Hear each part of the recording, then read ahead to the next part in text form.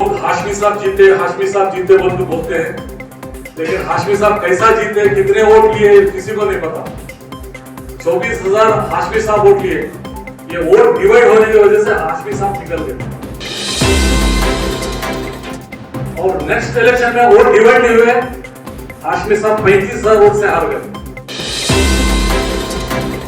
उस टाइम से आज तक सेम इलेक्शन चल रहा, 1 to 1 फाइट चल रही। अगर मेरे इसमें वोट कोई तो 5,000 4,000 भी वोट लिया तो मैं घर में बैठ कर जीत सकता हूं। एक बार हाशमी साहब ठहरे 4,000 वोट लिए, एक बार हमारे अयाज खान साहब ठहरे 4-5,000 वोट लिए। इस तरह से आपने कहा कि हाशमी साहब ने रहीम खान को मौका दिया, उनको टिकट दिया, तो क्या रहीम खान तो किसी को ऐसा मौका देने के उनके असर नहीं लग रहे और बिदर में जो है सेकंड लीडरशिप को भी उन्होंने कायम नहीं किया, तो आपको क्या लगता है कि हाशमी साहब ने उनको ऐसा मौका देकर गलती की है या अच्छा काम किया है? आप ऐसी शख्सियत के बारे में आप ऐसे अल्फाज में बोल रहे हैं कि 4,000 वोट ले लिए, 32,000 वोट से हार गए। जनाब अब्दुल रहीम खान साहब, आप कैलकुलेशन बेहतर जानते हैं, कैलकुलेशन हम आपको बताने की जरूरत नहीं है। आप वो कॉन्ट्रैक्टर से क्या कैलकुलेशन करते हैं, आप ऑफिसर से क्या कैलकुलेशन करते हैं, आप बहुत अच्छी तरीके से कैलकुलेशन जानते हैं। आपकी प्रॉपर्टी का कैलकुलेशन कितना है, गुलबर्गा में कितना है, बिदर में कितना है।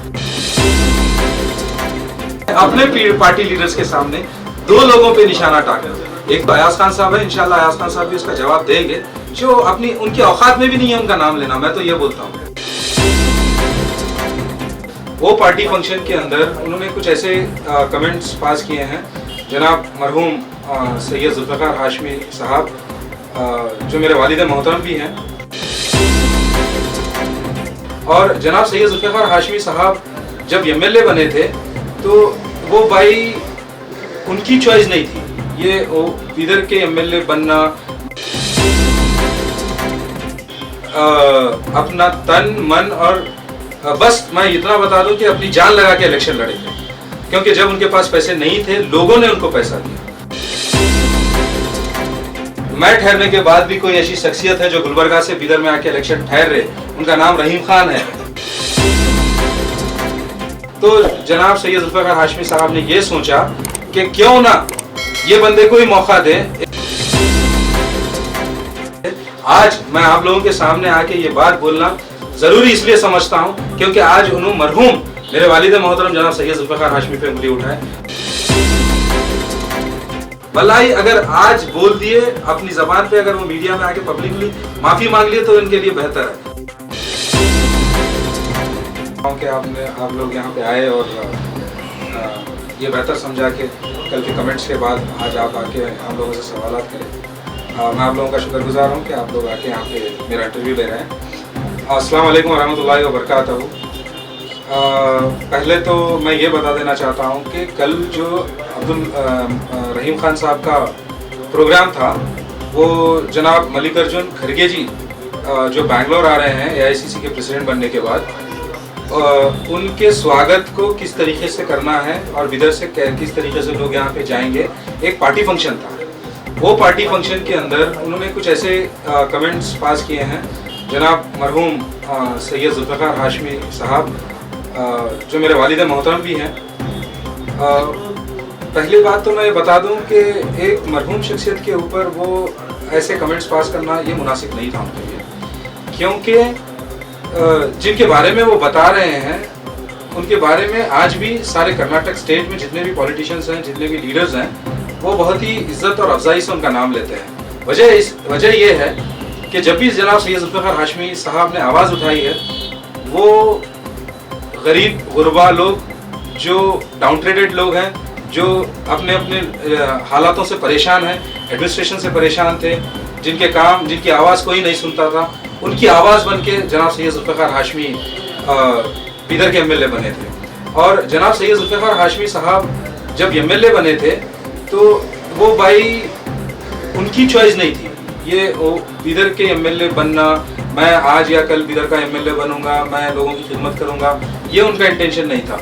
लोगों ने उनकी काबिलियत को समझा, लोगों ने उनको देखा, लोगों ने उनको समझा कि जब वो MLA नहीं भी थे, जब भी लोगों की आवाज़ बन के उठते थे तो ये वजह से लोगों ने उनकी बात को समझ के, लोगों ने उनको आगे बढ़ा के बिदर शहर का एमएलए बनाया था। बात ये रही कि रहीम खान साहब ने ये बताया, रहीम खान साहब जो महमूद खान साहब हैं, उन्होंने ये भी बताया कि जनाब सैयद जुल्फ़िकार हाशमी साहब मरहूम जब जीते थे तो बस 22-24 हज़ार वोट ले लेके जीते, अहल फैल जो भी उनकी ज़बान पे आता है, कभी भी जो नहीं आना चाहिए वो आ जाता है, तो वो बात ऐसे बता दें कि 22-24 हज़ार वोट लेके जीत गए।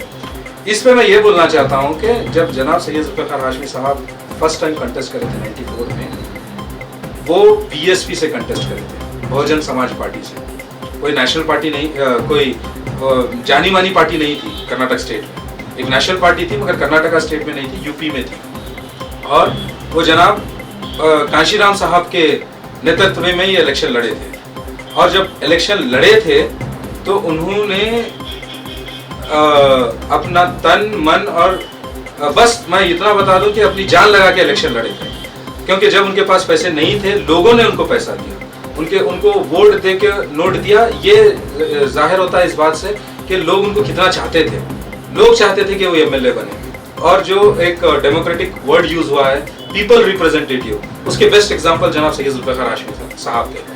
तो अब्दुल रहीम खान साहब का ये बोलना है कि 22,000-24,000 वोट लेना, जबकि कॉन्स्टिट्यूंसी कुछ अलग थी। जब रूरल अर्बन एक था, कॉन्स्टिट्यूंसी बड़ी थी, और जब भी 8 लोग मुस्लिम माइनॉरिटीज लोग ठहरे थे, इन सबको ठुकराते हुए बड़े बड़े दिग्गज लोग रहते थे, राजनीति में अपना नाम करना चाहते थे। उतने लोगों को पब्लिक ने, इस बिदर की आवाम ने ठुकरा के उनको एमएलए बनाया था। जो जीते वो भी, जो हारे वो भी। अल्हम्दुलिल्लाह मैं ये फख्र से कहता हूँ, जब भी सैयद जुल्फ़िकार हाशमी बात करें वो सेकंड लीडरशिप की बात करें। कभी भी ये नहीं सोचे उनके घर के फैमिली मेंबर्स में से फलाना को ठहरा के मैं कोई कहीं बना दूं, या फैमिली मेंबर्स, जब भी सोचे आवाम के बारे में सोचे। और वो हमेशा काबिलियत को बढ़ावा दिए।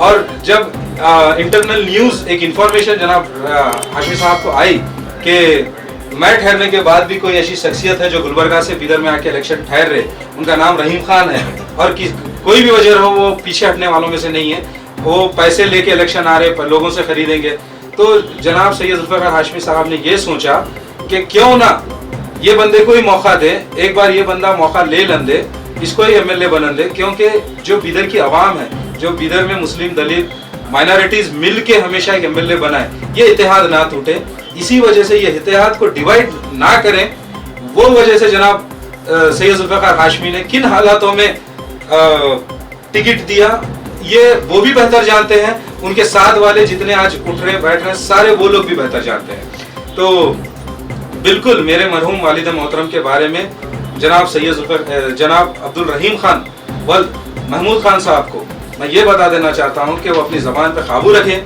क्योंकि अगर आप ऐसे इल्ज़ामात लीडर्स पे लगाएंगे तो इससे ये प्रूव होता है कि आप अपनी काबिलियत पे इलेक्शन लड़ना नहीं चाहते हैं। आपके ज़बान में डेवलपमेंट जिसको हम लोग बोलते हैं, उनकी ज़बान में उसको डेवलपमेंट बोलते हैं, वो डेवलपमेंट की बुनियाद पे इलेक्शन नहीं लड़ना चाहते हैं। आज मैं आप लोगों के सामने आके ये बात बोलना ज़रूरी इसलिए समझता हूँ क्योंकि आज उन्होंने मरहूम मेरे वालिद मोहतरम जनाब सैयद जुल्फ़िकार हाशमी पे उंगली उठाए, उनकी ज़बान पे उनको काबू करना बहुत ही ज़रूरी है। मैं इतनी बात करते हुए अपनी बात ख़त्म करता हूँ, और अगर आपके और कुछ सवाल रहते हैं उसका जवाब देने। कल का जो प्रोग्राम था, जिस प्रोग्राम में रहीम खान ने जो टिप्पणी की है 2 लोगों पर, इसकी वजह क्या हो सकती है? क्योंकि वो प्रोग्राम पॉलिटिकल प्रोग्राम भी नहीं था, तो इसकी वजह क्या है कि ये 2 लोगों को टारगेट बनाना और उनके ऊपर ये बात कहना, इसके बारे में आप क्या कहना चाहेंगे? वजह तो बेहतर उन्होंने जानते हैं, मैं नहीं जानता, मगर जो हमको समझ में आया शायद मैं उस चीज़ पे बोलूँगा। वजह ये हो सकती है कि कल जो प्रोग्राम था वो प्रोग्राम था जनाब मल्लिकार्जुन खड़गे साहब का वेलकम प्रोग्राम, जो बैंगलोर में वो फर्स्ट टाइम AICC के चेयरमैन बन के आने के बाद जो बैंगलोर में हो रहा है, उसका प्रोग्राम था। उस प्रोग्राम में अपने पार्टी लीडर्स के सामने 2 लोगों पे निशाना टाका। एक तो अयाज खान साहब है, इंशाल्लाह अयाज खान साहब भी उसका जवाब देंगे, मगर सब में बुरी बात यह है कि वो एक मरहूम शख्सियत जो अपनी उनकी औकात में भी नहीं है उनका नाम लेना। मैं तो ये बोलता हूँ मरहूम शख्सियत जो अब दुनिया में नहीं रहे, अभी हम लोग शायद वो दुख से भी बाहर नहीं आए, सारी आवाम वो दुख से बाहर नहीं आई। आज भी हम हर कदम पे जनाब सैयद जुल्फ़िकार हाशमी साहब को मिस करते हैं। वल्लाही अगर आज बोल दिए अपनी ज़बान पे, अगर वो मीडिया में आके पब्लिकली माफ़ी मांग लिए तो इनके लिए बेहतर है, वरना उनको हर चीज का जवाब मिलेगा इंशाल्लाह, हर चीज का जवाब जिस मिलेगा। तरह से आपने कहा कि हाशमी साहब ने रहीम खान को मौका दिया, उनको टिकट दिया, तो क्या रहीम खान तो किसी को ऐसा मौका देने के उनके असर नहीं लग रहे और बिदर में जो है सेकंड लीडरशिप को भी उन्होंने कायम नहीं किया, तो आपको क्या लगता है कि हाशमी साहब ने उनको ऐसा मौका देकर गलती की है या अच्छा काम किया? उनके आखिरी अल्फाज ये नहीं थे कि हाशमी साहब बच्चों का मेरे क्या होगा, मेरे भाइयों का क्या होगा, मेरे बीवी का क्या होगा। उनके मरने से पहले भी उनके आखिरी अल्फाज यही थे कि कौम का क्या होगा, अवाम का क्या होगा, लोग इतने कैसा गिर गए, ये दुख था उनको। आप ऐसी शख्सियत के बारे में आप ऐसे अल्फाज पर बोल रहे हैं कि 4000 वोट ले लिए, 32,000 वोट से आ गए। जनाब अब्दुल रहीम खान साहब, आप कैलकुलेशन बेहतर जानते हैं, कैलकुलेशन हम आपको बताने की जरूरत नहीं है। आप वो कॉन्ट्रैक्टर से क्या कैलकुलेशन करते हैं, आप ऑफिसर से क्या कैलकुलेशन करते हैं, आप बहुत अच्छी तरीके से कैलकुलेशन जानते हैं। आपकी प्रॉपर्टी का कैलकुलेशन कितना है, गुलबर्गा में कितना है, बिदर में कितना है। अब बेहतर है कि हम ये इस पे नहीं गए तो अच्छी बात है।